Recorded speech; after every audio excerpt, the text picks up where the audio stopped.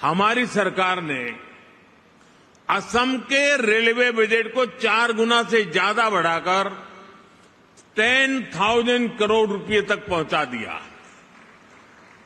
असम के 60 से ज्यादा रेलवे स्टेशन को भी मॉडर्नाइज किया जा रहा है। आज गुवाहाटी से न्यू जलपाईगुड़ी के बीच नॉर्थ ईस्ट की पहली सेमी हाई स्पीड ट्रेन चल रही है। साथियों, असम की एयर कनेक्टिविटी का तेज गति से विस्तार हो रहा है। 2014 तक यहां सिर्फ 7 रूट्स पर फ्लाइट्स ऑपरेट होती थी।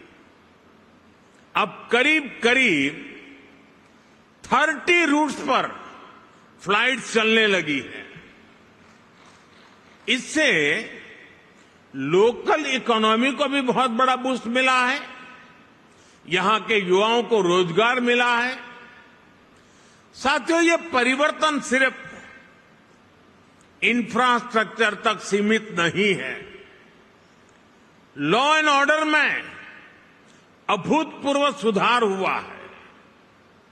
बीते दशक में अनेक पीस अकॉर्ड्स किए गए हैं। बॉर्डर से जुड़े लॉन्ग पेंडिंग इश्यूज का समाधान किया गया है। आज असम का हर रीजन, हर नागरिक, हर युवा यहां के विकास के लिए दिन रात मेहनत कर रहा है।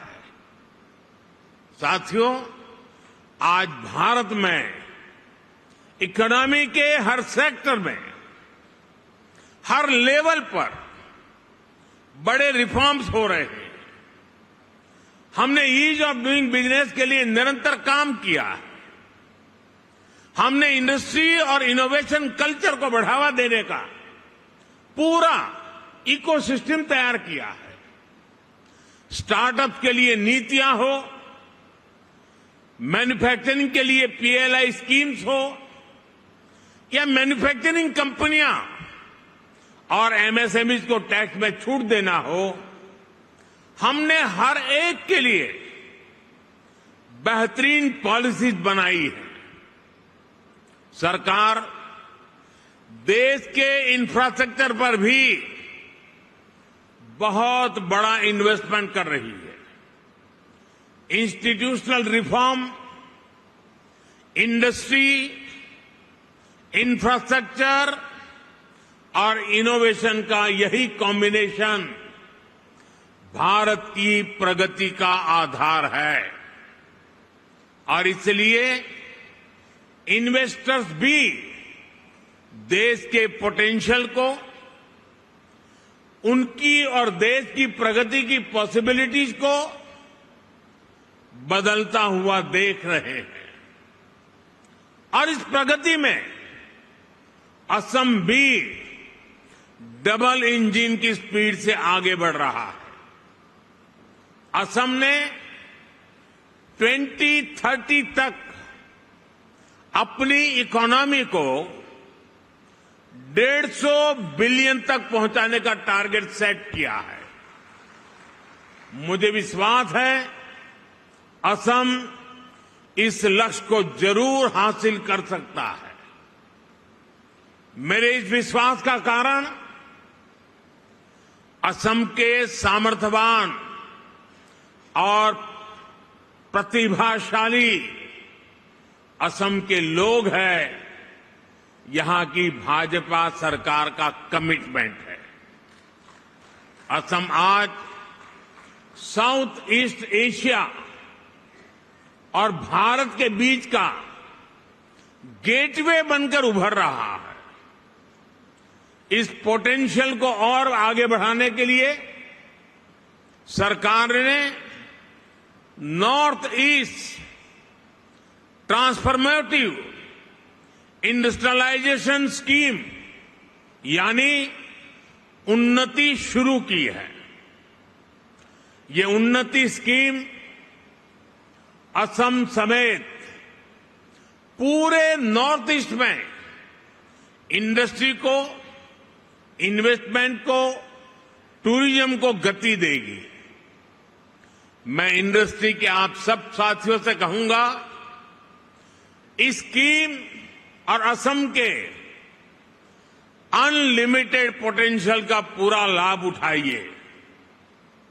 असम की नेचुरल रिसोर्सेज और स्ट्रेटेजिक लोकेशन इस राज्य को इन्वेस्टमेंट का प्रीफर्ड डेस्टिनेशन बनाती है। असम के सामर्थ्य का एक उदाहरण असम टी है। असम टी अपने आप में एक ब्रांड है जो दुनिया भर में चाय के शौकीनों के जीवन का हिस्सा बन चुकी है। असम टी को 200 साल पूरे हो चुके हैं। ये लेगेसी असम को बाकी सेक्टर्स में भी आगे बढ़ने के लिए प्रेरित करती है। साथियों, आज ग्लोबल इकोनॉमी में बहुत बड़ा बदलाव हो रहा है। पूरी दुनिया एक रेजिलिएंट सप्लाई चेन की मांग कर रही है और इसी कालखंड में भारत ने अपने मैन्युफैक्चरिंग सेक्टर को आगे बढ़ाने के लिए मिशन मोड पर काम शुरू किया। हम मेक इन इंडिया के तहत लो कॉस्ट मैन्युफैक्चरिंग को बढ़ावा दे रहे हैं। फार्मास्यूटिकल्स, इलेक्ट्रॉनिक्स, ऑटोमोबाइल, हमारी इंडस्ट्री न सिर्फ डोमेस्टिक डिमांड्स को पूरा कर रही है, बल्कि इंटरनेशनल मार्केट में भी मैन्युफैक्चरिंग एक्सेलेंस के नए बेंचमार्क बना रही है। इस मैन्युफैक्चरिंग रिवॉल्यूशन में असम बहुत बड़ी भूमिका निभा रहा है। साथियों, असम की ग्लोबल ट्रेड में हमेशा से एक हिस्सेदारी रही है। आज पूरे भारत के ऑन शोर नेचुरल गैस प्रोडक्शन का 50% से ज्यादा शेयर असम के पास है। बीते कुछ सालों में यहां की रिफाइनरीज की कैपेसिटी में बहुत बड़ी वृद्धि की गई है। इलेक्ट्रॉनिक्स, सेमीकंडक्टर्स और ग्रीन एनर्जी जैसे इमर्जिंग सेक्टर में भी असम तेजी से उभर रहा है। सरकार की पॉलिसीज के कारण असम हाईटेक इंडस्ट्रीज के साथ साथ स्टार्टअप्स का भी हब बन रहा है। साथियों, अभी कुछ दिन पहले ही बजट में केंद्र सरकार ने नामरूप 4 प्लांट को भी मंजूरी दी है। आने वाले समय में ये urea production plant north east सहित पूरे देश की यूरिया की डिमांड को पूरा करेगा।